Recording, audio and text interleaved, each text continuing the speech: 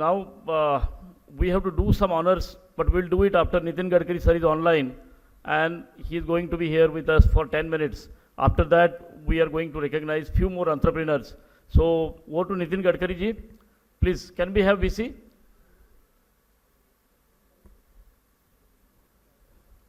Yes. Welcome, sir. Welcome to this Global Entrepreneurs Conclave, and thank you very much for your presence here. Thank you. नमस्कार। Global entrepreneurs conclave के निमित्त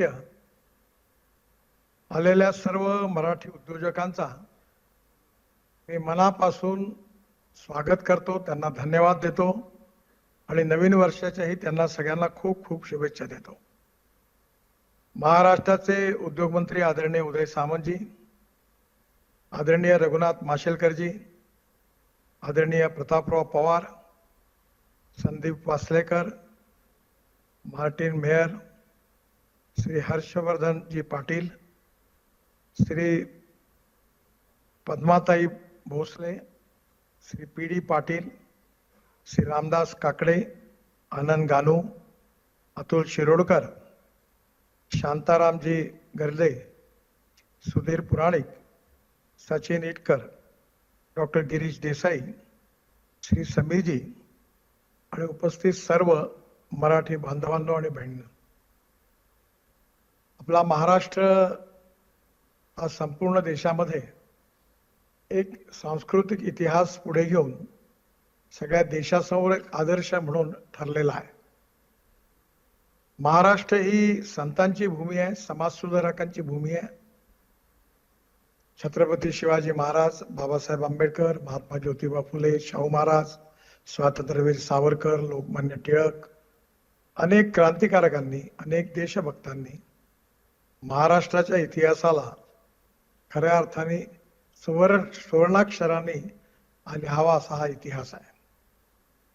महाराष्ट्रामध्ये विशेषतः उद्योग आणि व्यवसायाच्या क्षेत्रामध्ये मुंबई हे खऱ्या अर्थाने आपल्या देशाचं कमर्शियल कॅपिटल आहे। सगळ्यात महत्त्वाची गोष्ट अशी आहे की गेल्या 25 वर्षामध्ये खूप मोठं स्थित्यंतर झालेलं आहे आणि ते स्थित्यंतर जे आहे ते नॉलेज म्हणजे ज्ञान आणि ज्ञानाच्या क्षेत्रात महाराष्ट्राने उंच भरारी घेतलेली आहे। ज्यावेळी सॉफ्टवेअरची सुरुवात झाली त्याआधी आपले डॉक्टर्स युरोपमध्ये, अमेरिकेत जाऊन त्यांनी उत्तम नाव कमावलं। अनेक इंजिनियर्स त्यांनी चांगलं काम केलं आणि विशेषतः सॉफ्टवेअर इंजिनियर्स तर आज जगाच्या कानाकोपऱ्यात जाऊन पोहोचलेले आहेत आणि मला सांगताना आनंद होतोय या सगळ्यांमध्ये मराठी टक्का खूप मोठा आहे। अमेरिकेमध्ये देखील आज विशेषतः संशोधनाच्या क्षेत्रामध्ये मोठ्या प्रमाणावर मराठी माणूस आघाडीवर आहे। आपण बघतोच नेहमी की शेवटी नॉलेज ही खूप मोठी शक्ती आहे आणि म्हणून आज येणाऱ्या काळामध्ये आपल्या महाराष्ट्रात मोठ्या प्रमाणावर इंजिनिअरिंग कॉलेजेस उघडली, आता डीम युनिव्हर्सिटीज प्रायव्हेट क्षेत्रामध्ये आल्या आणि स्पेस सायन्स पासून तर ॲग्रिकल्चर पर्यंत खूप उत्तम संशोधन झालं। विशेषतः इंजिनिअरिंगच्या क्षेत्रामध्ये तर खूप चांगलं काम झालं। आज पुण्यामध्ये, मुंबईमध्ये आणि नाशिकमध्ये ऑटोमोबाईल हब आपलं खऱ्या अर्थाने तयार झालं। जगातले उत्तम ब्रँड सध्या आपल्याकडे आलेले आहेत। आपल्या इथलं इन्फ्रास्ट्रक्चर उत्तम आहे। Water, power, transport and communication याशिवाय उद्योग व्यवसाय येत नाहीत। उद्योग व्यवसाय आल्याशिवाय कॅपिटल इन्व्हेस्टमेंट येत नाही आणि कॅपिटल इन्व्हेस्टमेंट आल्याशिवाय रोजगार निर्माण होत नाही।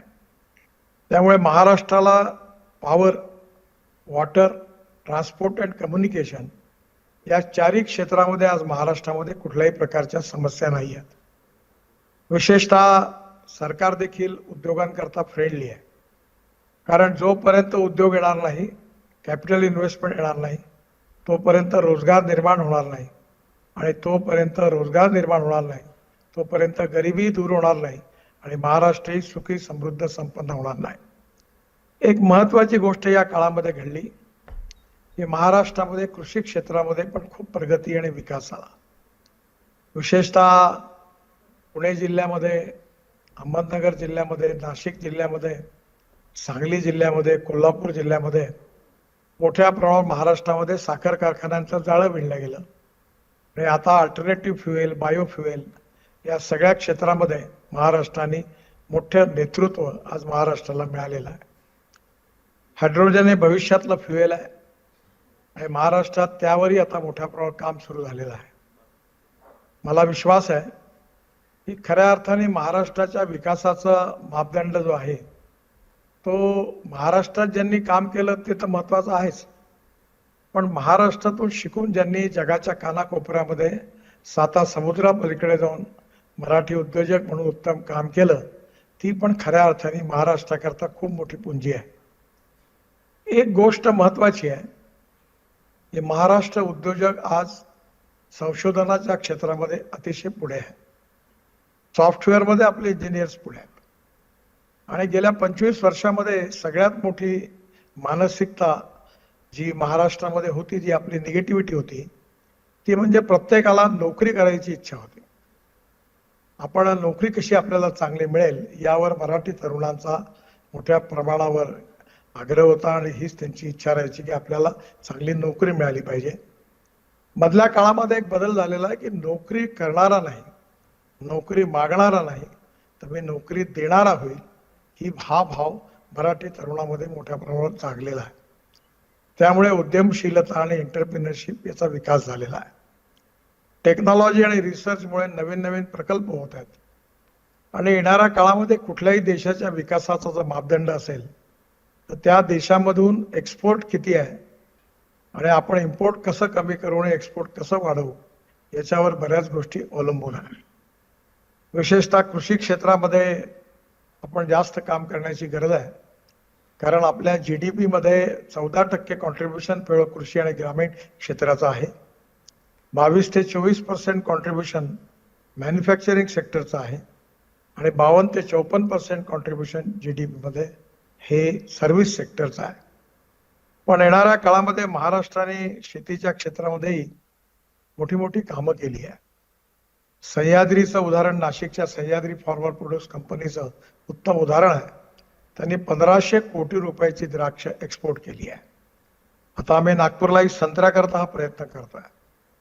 विशेषतः दुधाच्या क्षेत्रामध्ये कोल्हापूर, सांगली, सातारा, अहमदनगर, पुणे या जिल्ह्यामध्ये विक्रमी दुधाचं उत्पादन होत आहे आणि म्हणून टेक्नॉलॉजीच्या आधारावर आता आपण आपल्या देशी गाई 25-25, 30-30 लिटरच्या झाल्या पाहिजे, फ्रीओ ट्रान्सफर करणं आणि गोरीच होईल, गोरा होणार नाही अशा प्रकारचं तंत्रज्ञान विकसित झालेलं आहे.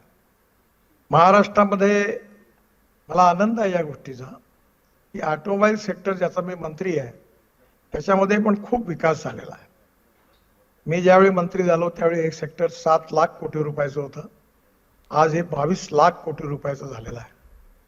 हा आपल्या आनंदाचा, अभिमानाचा विषय आहे.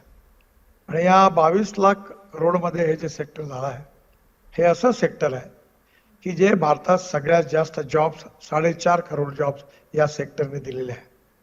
राज्य सरकारला आणि भारत सरकारला रेव्हेन्यूच्या निमित्ताने सगळ्यात जास्त GST देणारं एक क्षेत्र आहे आणि त्याचबरोबर आपलं सगळ्यात जास्त एक्सपोर्ट या क्षेत्रामुळे आहे.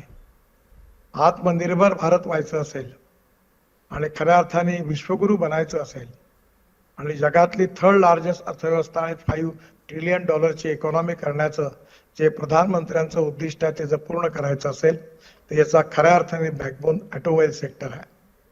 आणि मला सांगताना आनंद होतोय की पहिले जो नंबर आपला 7वा होता, नंतर आपण 4थ्या नंबरवर आलो आणि नुकतंच 4 महिन्यापूर्वी आपण जपानला मागे टाकून आपण आता 3ऱ्या नंबरवर आलो आहे. पहिल्या नंबरवर अमेरिका आहे, त्यांची 78 लाख करोड रुपयाची त्यांची इंडस्ट्री, ऑटोमोबाईल इंडस्ट्री. दुसऱ्या नंबरवर चीन आहे, त्यांची ऑटोमोबाईल इंडस्ट्री 47 लाख करोडची आहे आणि 3रा नंबर आहे भारताचा, ती आपली इंडस्ट्री आता 22 लाख करोडची आहे. पण येणाऱ्या काळामध्ये अल्टरनेटिव्ह फ्युएल आणि बायोफ्युएलमध्ये एवढं संशोधन सुरू आहे की आता ग्रीन हायड्रोजन याचं उत्पादन करणं, ट्रान्सपोर्ट करणं, त्याचे फिलिंग स्टेशन्स तयार करणं एवढा मोठ्या प्रमाणावर काम सुरू झालेलं आहे. मला विश्वास आहे की आपला देश खऱ्या अर्थाने ऊर्जेला आयात करणारा नाही, तर पुढल्या 5 वर्षामध्ये ऊर्जेला निर्यात करणारा देश बनेल असा माझा विश्वास आहे. आणि यात महाराष्ट्राची भूमिका सगळ्यात महत्त्वाची राहणार आहे. फ्युचरिस्टिक डेव्हलपमेंट, फ्युचरिस्टिक प्लॅनिंग आणि या दोघांना जोडून फ्युचरिस्टिक विजन फॉर डेव्हलपमेंट ही खूप आवश्यक आहे. उद्योजकांकरता जसं 4 गोष्टी आवश्यक आहे की proven technology, economic viability, availability of raw material and marketability of the finish product.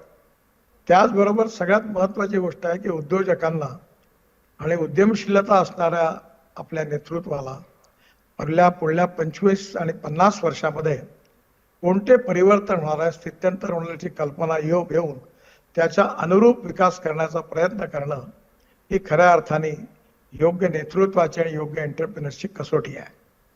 आज आमच्याकडे परिस्थिती अशी आहे की आमच्या विदर्भामध्ये कापूस होतो, पण कापूस स्वस्त आहे, कापड महाग आहे. आणि आमच्या इथलं सूत आणि ग्रे क्लॉथ बांगलादेशमध्ये जातं मॅक्झिमम, आणि तिथे रेडीमेड गारमेंट होऊन जगाच्या कानाकोपऱ्यामध्ये जातात. आज आमच्याकडे संत्रा आहे, पण संत्रा ज्या प्रमाणात पाहिजे आम्ही एक्सपोर्ट नाही करू शकलो. अशा अनेक गोष्टी आहेत की आपल्याला प्रत्येक सेक्टरचा आपल्याला विशेषतः स्ट्रेंथ आणि विकनेसेस समजून घेतल्या पाहिजे, आणि स्ट्रेंथ ज्या आहेत त्या मजबूत केल्या पाहिजे आणि विकनेसेस रिमूव्ह केले पाहिजे. मला विश्वास आहे की आज या कार्यक्रमात उपस्थित असणारे जे एंटरप्रिनर्स आहेत ते वेगवेगळ्या क्षेत्रात काम करत आहेत. कोणी कृषी क्षेत्रात करतात आहेत, कोणी ग्रामीण क्षेत्रात करतात आहेत, कोणी स्टार्टअपमध्ये काम करतात आहेत, कोणी ट्रेड बिझनेसमध्ये काम करतात आहेत. आपल्याला जगाचं पोटेन्शियल लक्षात घेता आणि विश्वगुरू आणि तिसरी अर्थव्यवस्था बनण्याचा आपला जो प्रयत्न आहे त्या आधारावर आपल्याला कोणत्या सेक्टरमध्ये गेलं पाहिजे आणि त्या सेक्टरच्या पुढल्या 50 वर्षाची आपली विजन काय राहील याचा विचार करून त्या अनुषंगाने आपल्याला त्या विकासाची योजना, फ्युचरिस्टिक प्लॅनिंग फॉर डेव्हलपमेंट याची रचना करावी लागणार आहे. मला अजून एक क्षेत्र आपल्याला विनंती करायची आहे ते म्हणजे टुरिझमचं आहे. कारण आपल्याकडनं जे विदेशात उत्तम काम करणारे लोक आहेत त्यांना देशात इन्व्हेस्ट करायची इच्छा आहे. यामध्ये टुरिझम हे उत्तम क्षेत्र आहे आणि टुरिझमच्या सेक्टरमध्ये 49%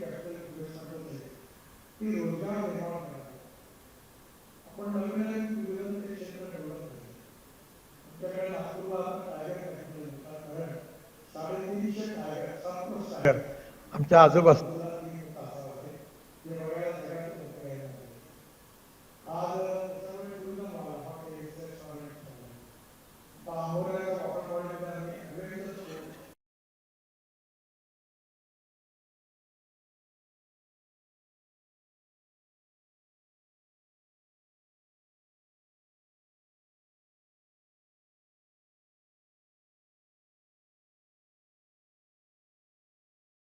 त्याला ग्लास लावली आहे खालून, आणि आता त्याच्यामधून खाली पूर्ण पाणी आहे. गोसीखुर्द हे मोठं धरण आहे, त्या धरणाच्या काठावर असणारी डेव्हलपमेंट आहे आणि तिथे आता हॉटेल्स, रेस्टॉरंट, रिसॉर्ट्स ही सगळी निर्माण झाले. वरचे रूफटॉप रेस्टॉरंट आहे, कॅरिडॉर्स आहेत त्याचे, आणि अशा अनेक तिथून उडी मारता येतील. आणि 2 पहाडांना जोडून आपल्याला कसं ॲडव्हेंचर स्पोर्ट, वॉटर स्पोर्ट्स याचं खूप मोठं पोटेन्शियल आहे.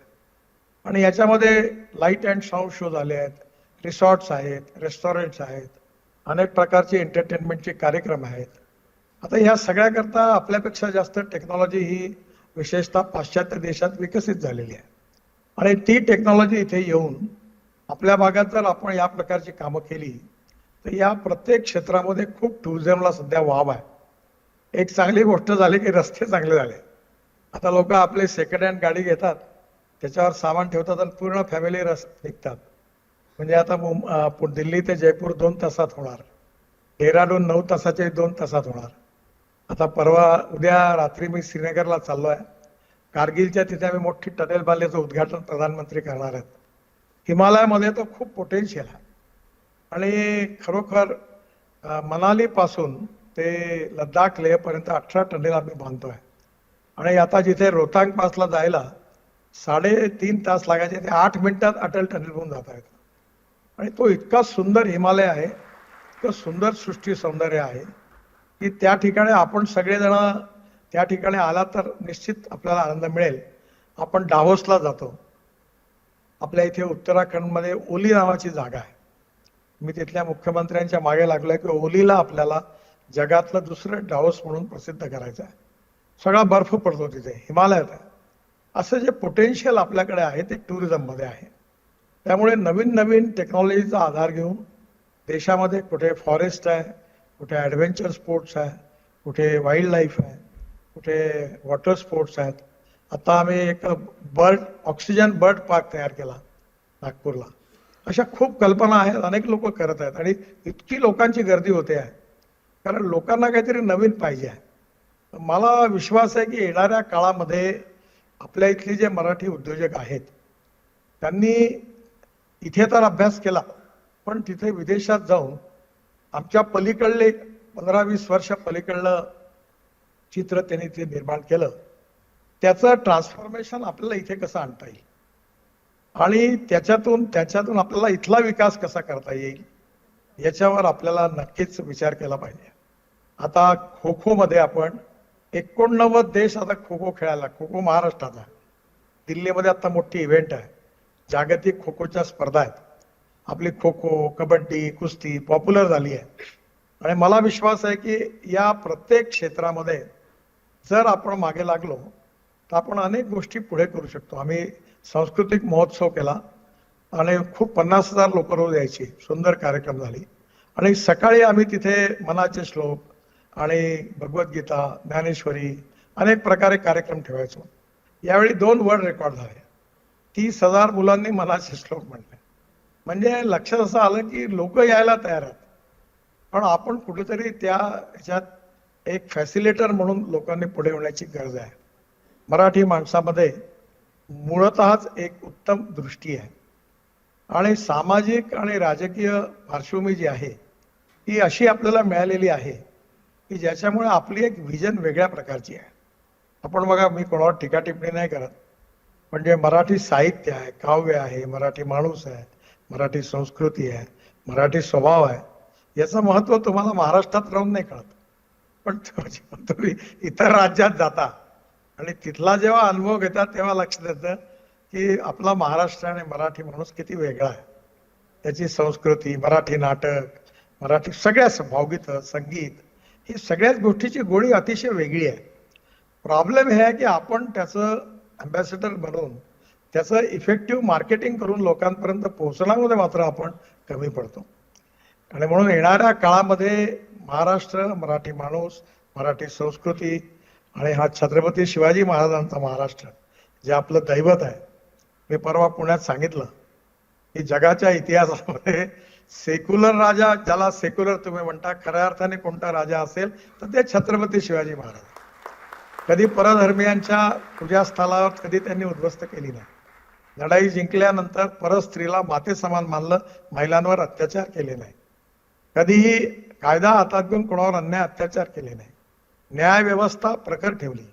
आदर्श पिता, आदर्श पुत्र, आदर्श सर्व बाबतीत आदर्श असणारा आणि सगळ्यांना समान वागणूक देणारा आणि न्याय करणारा असा राजा, जाणता राजा म्हणून छत्रपती शिवाजी महाराज हे आपल्या महाराष्ट्राचं दैवत आहे. मी तर क्षणोक्षणी म्हणतो की प्रत्येक प्रश्नाचं उत्तर छत्रपती शिवाजी महाराजांच्या इतिहासात, त्यांच्या कार्यकर्तृत्व आणि नेतृत्वात खऱ्या अर्थाने दडलेला आहे.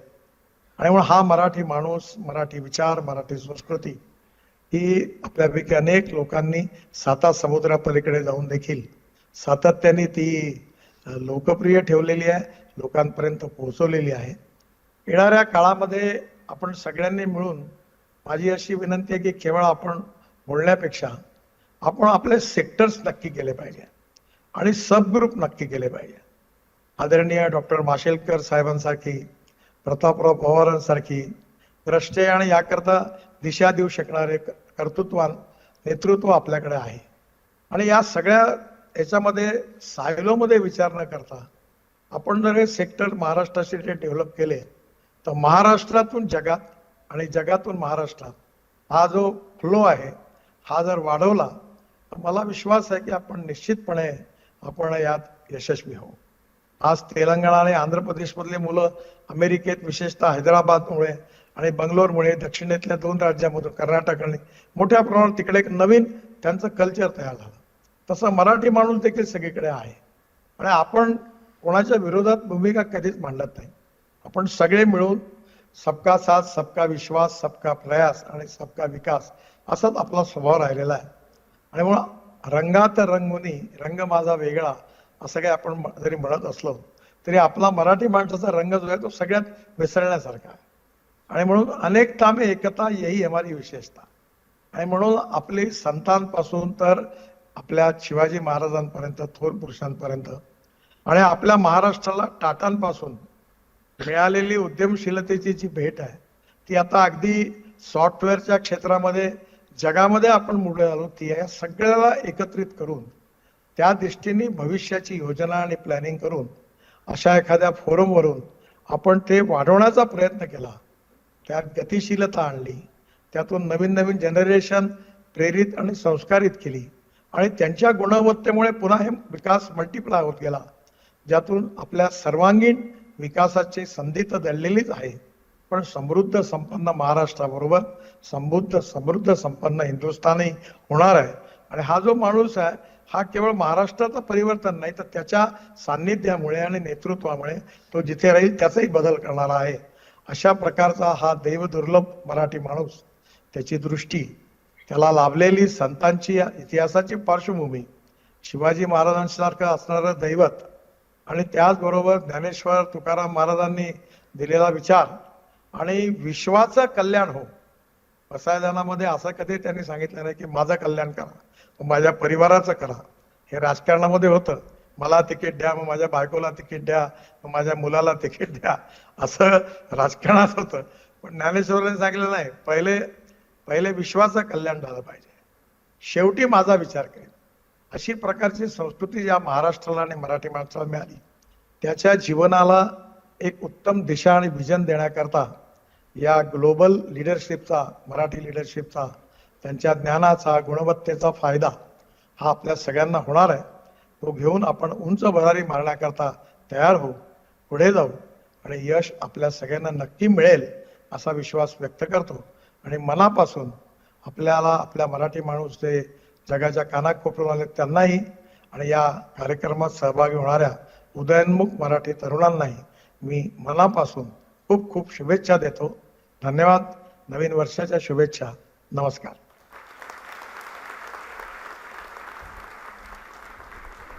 धन्यवाद गडकरी साहेब, आपण खूप छान मार्गदर्शन केलं आणि आमच्या सगळ्या नवउद्योजकांना आपल्या भाषणातून निश्चित प्रेरणा मिळेल. आपण जे मौलिक विचार या ठिकाणी मांडले, आम्ही सर्व आयोजक आपले अतिशय ऋणी आहोत. धन्यवाद.